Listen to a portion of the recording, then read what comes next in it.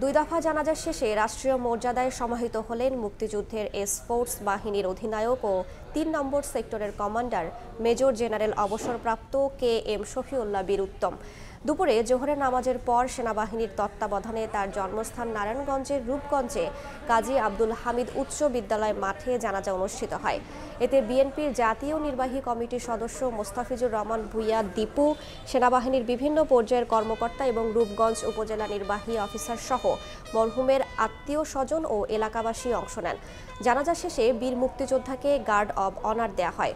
আসর নামাজের পর ঢাকা সেনানিবাসের কেন্দ্রীয় মসজিদে দ্বিতীয় জানাজা শেষে বনানী সামরিক কবরস্থানে সমাহিত করা হয় তাকে। সকালে ঢাকার CMH চিকিৎসাধীন অবস্থায় শেষ নিঃশ্বাস ত্যাগ করেন KM শফিউল্লাহ।